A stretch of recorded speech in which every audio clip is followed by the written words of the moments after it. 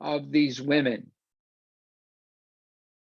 So now I'd like to open it up and hear your comments, questions, and Linda, you're jumping right in there. I love it. Go ahead. Well, I love that ending where she denies, looking at the clothing. To me, it was as though she didn't want it to be final. If she said those were the clothes that her husband had on, then there would be no hope. This way, she keeps seeing him swimming and the possibility of him returning, which we know he's not going to. The other thing is how much they thought about what other people thought about them and how it disgraces the entire family, whatever that woman does. That's what keeps them, not doing too much, keeps them trapped. Yeah. And also, the father also didn't want to give up the father-in-law. He refused to get the DNA tests until finally he relents because of her, and relents and decides to do it. The past will always be present. The past will always be present. It is so everywhere. It is so everywhere. Thank you, Linda. Maria. You have to unmute. It was very fascinating. I loved it. It was very fascinating, so many aspects of the movie, but just to take it one further step from what she was saying about peer pressure, you would think that peer pressure is only when you're about 16 years old, but I see it even in our own culture. I have a girlfriend that she just had a facelift. Why? Because she's buying into this peer pressure of our culture. And so she's motivated by the peer pressure of what she hears, on TV and everything else. So it's not so far-fetched. I mean, we think of it now that we've come a long way, that is so far-fetched. But really, this peer pressure of what people are so worried about what other people think, instead of thinking, well, is this right or wrong? Is it because we all have an internal conscience, but no, we buy into these messages, and even though they're antiquated and they don't make any sense, people buy into it. I just couldn't, I just can't get over. I mean, that's just one aspect, but I mean, the movie was just so great. It was so much symbolism. I mean, so much shame that was played. Oh gosh. I mean, I just can't even I can't even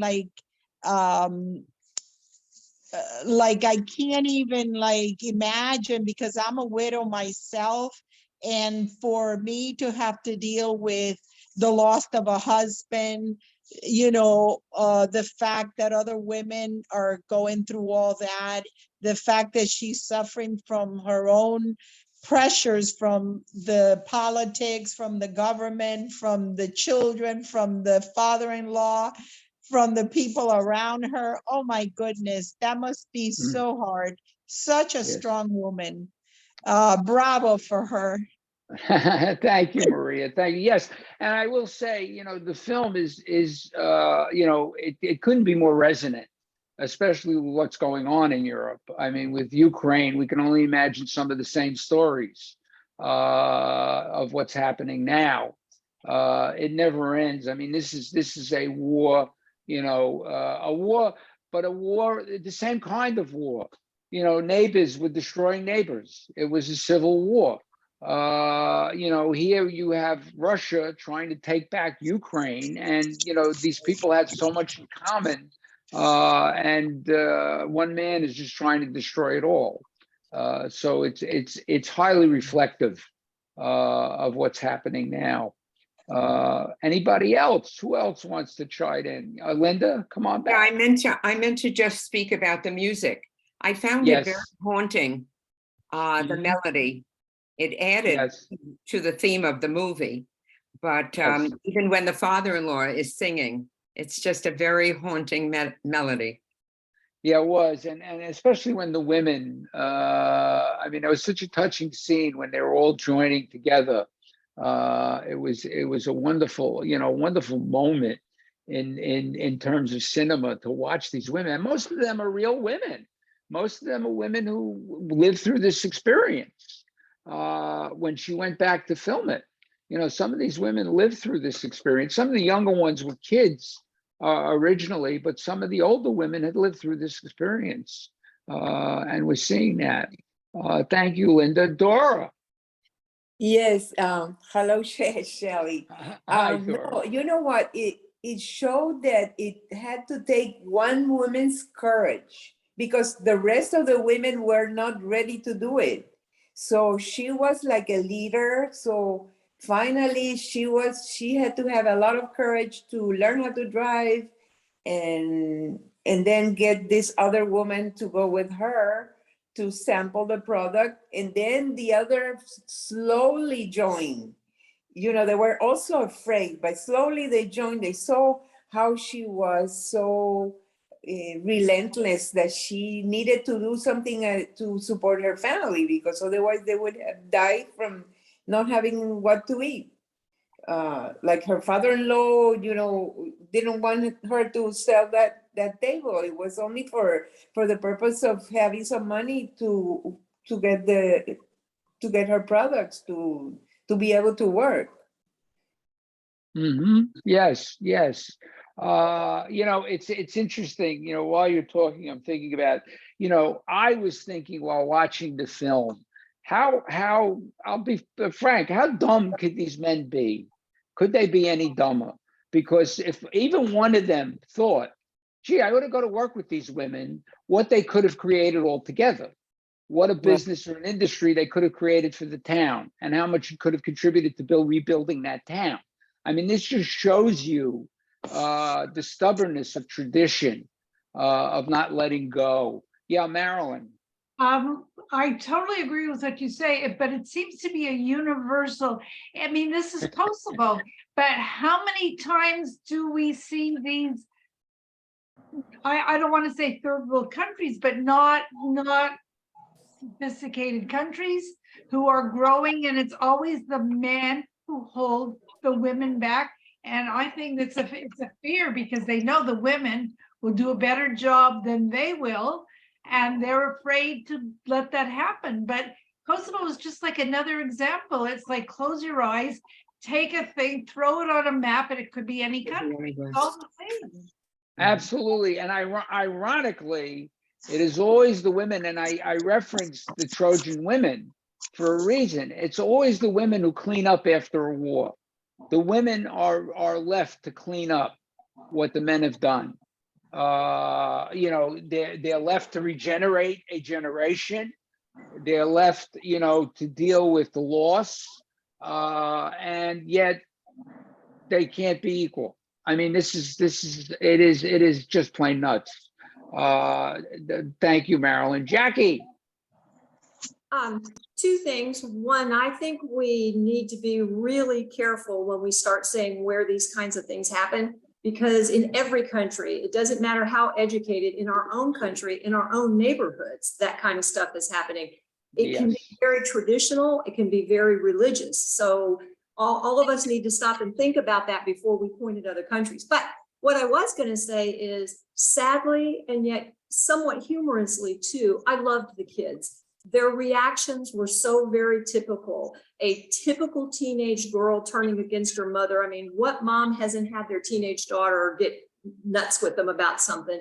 And I loved the son too, because he really was too little to totally understand what was going on, but he was immersed with all these women, and he wanted his dad to come home, but he kind of was with all these women. And I thought they were really very typical of kids who would be in situations like that.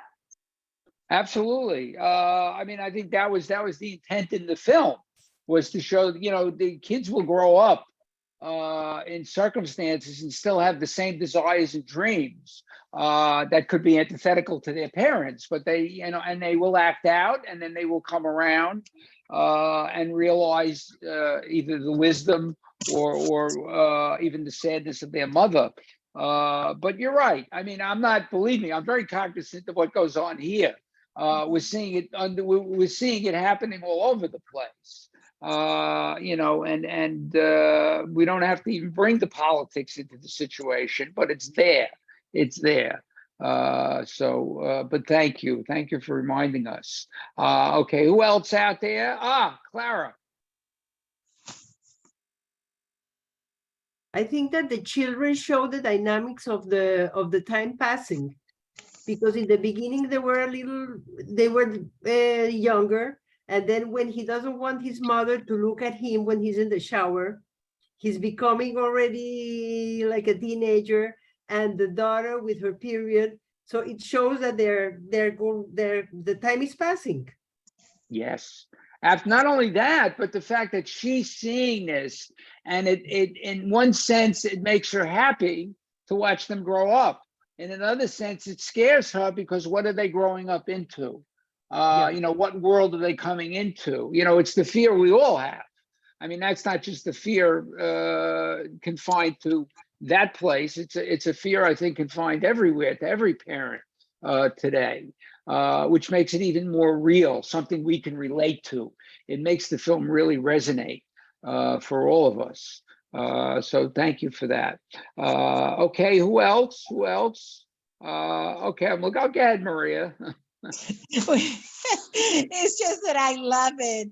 I love all the comments, but I just wanted to add one more thing, because I agree with her, with the other lady that said that is happening in our culture, and I call it modern slavery.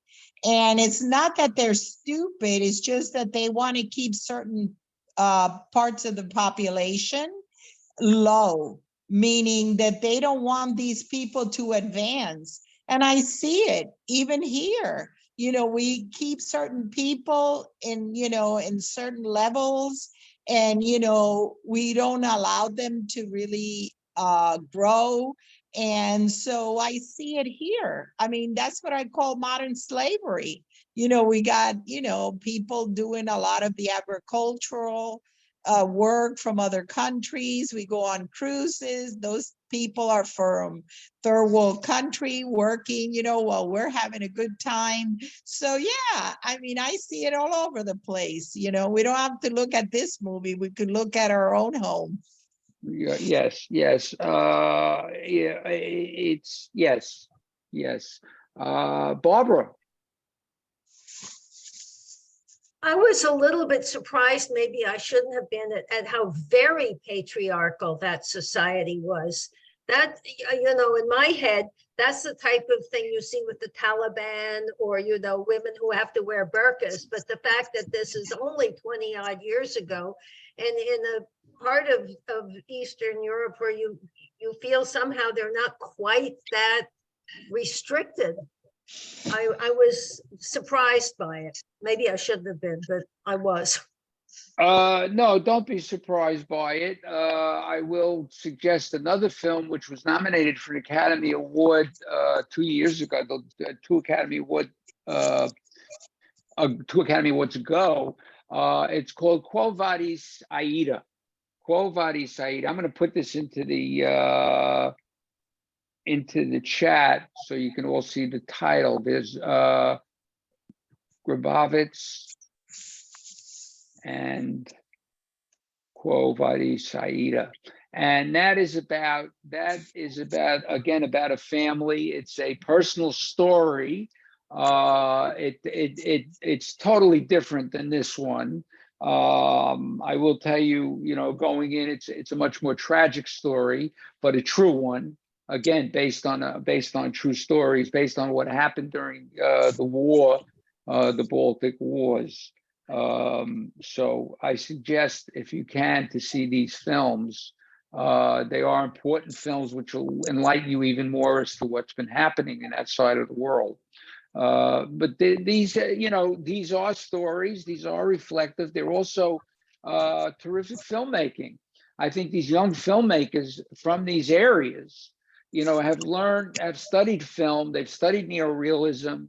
and they're able to create stories reflecting their cultures, reflecting their feelings, and they're awakening other filmmakers in other parts of the world. And that's the beauty of it. And the ironic thing is, and it's not ironic, I think the great thing about it is these are all women. These are a lot of women filmmakers. You know, we've been having a big thing going on here in the last few years, and even yesterday with the Academy Award nominations, no women were nominated for Best Director, and one of the best films of the year was directed by a woman, Sarah Polley. And her film should, you know, it's Women Talking is the film, a very powerful film.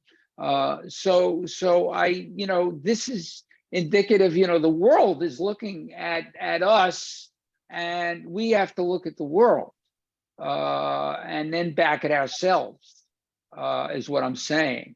And saying, why aren't we doing what these women are setting examples in their own country, and we should be helping them as far as, you know, our filmmaking community is concerned, and we are to a certain extent.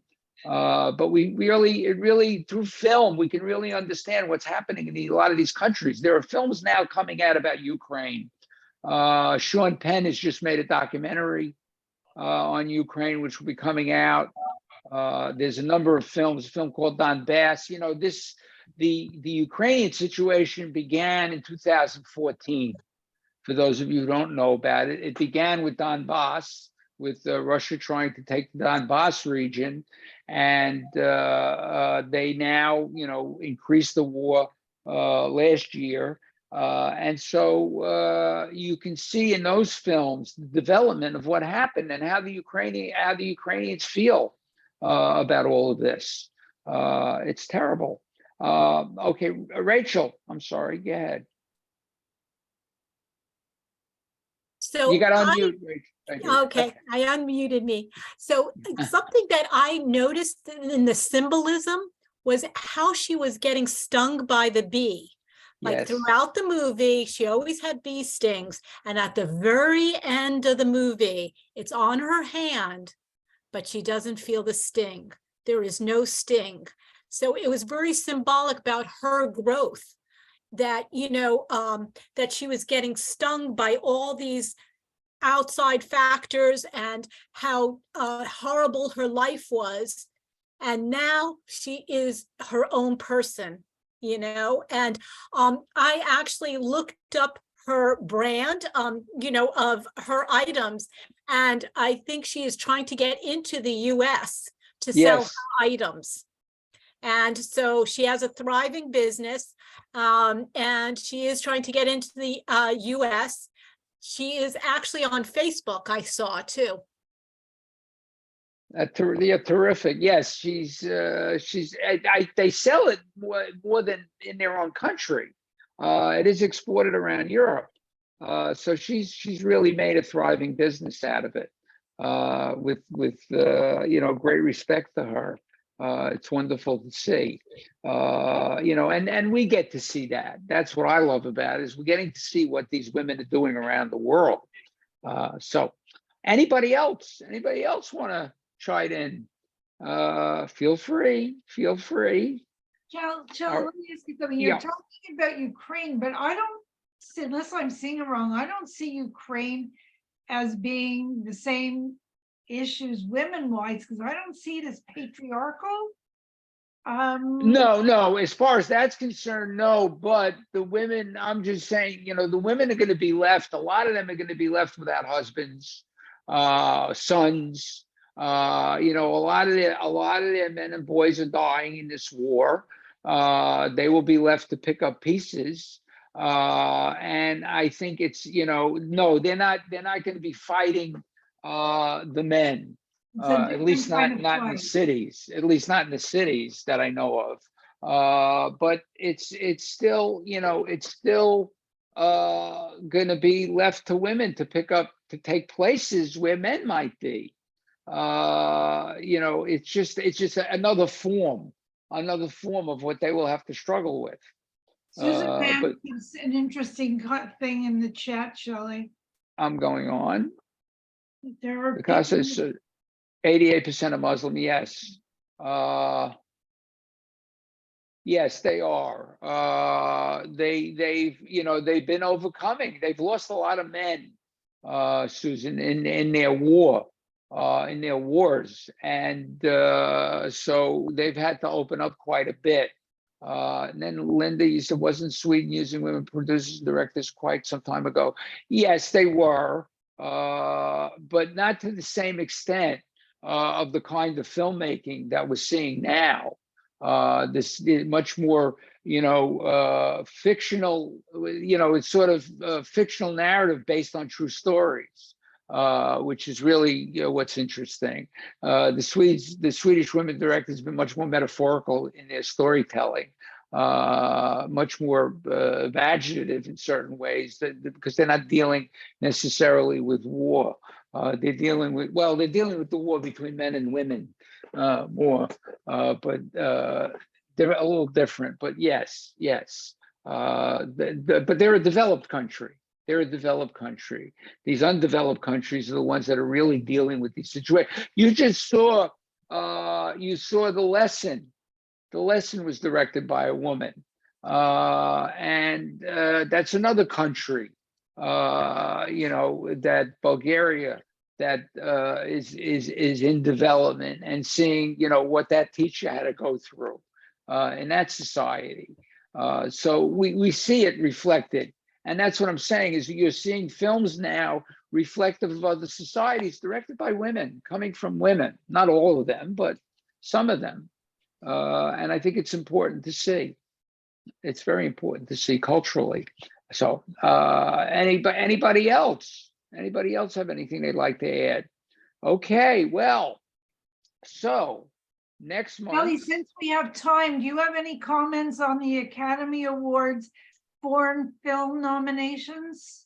Well, I felt good about some of them. I'm sort of not elated.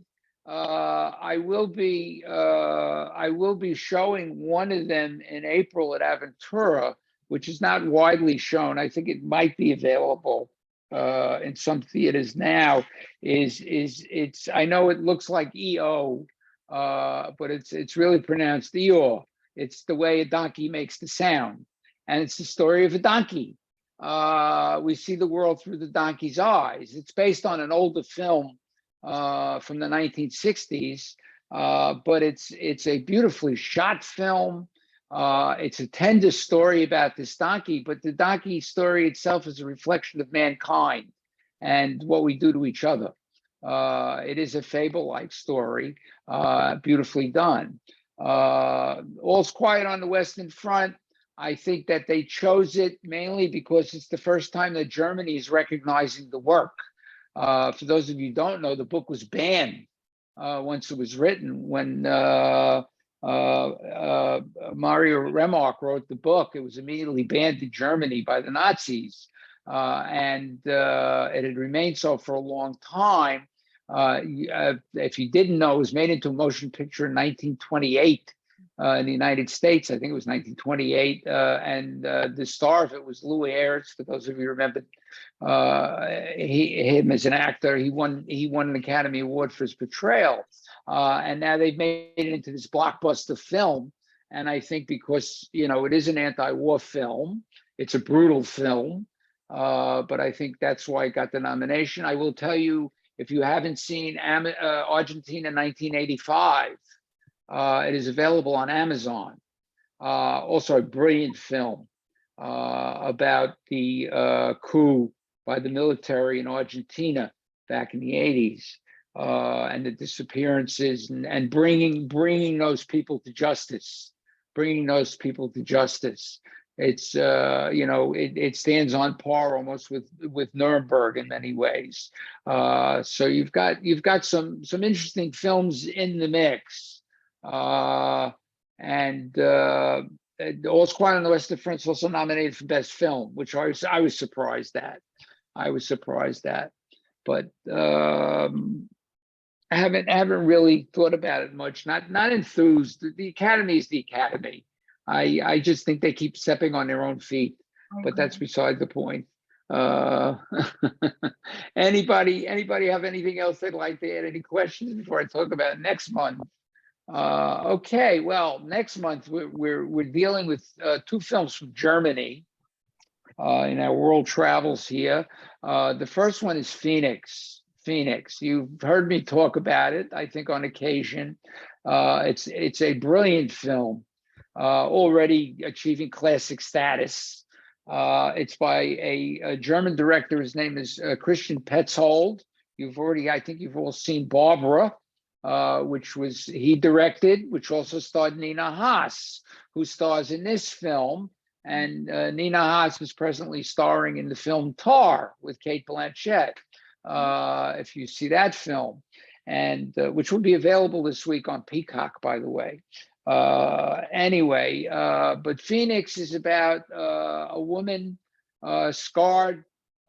She's a survivor of Auschwitz, scarred by the war physically, undergoes plastic surgery, and is determined to find her non-Jewish husband in Berlin, who, unbeknownst to her, and I'm not giving anything away, unbeknownst to her, had turned her in.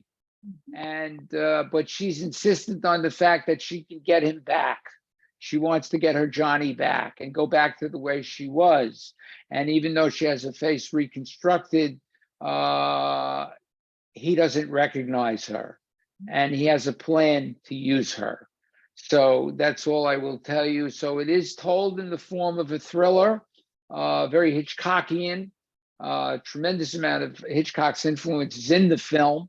Beautifully shot film, fabulously performed, the acting, and it comes to a great denouement. I just thought it was one of the best films when it came out, and it will stay with you.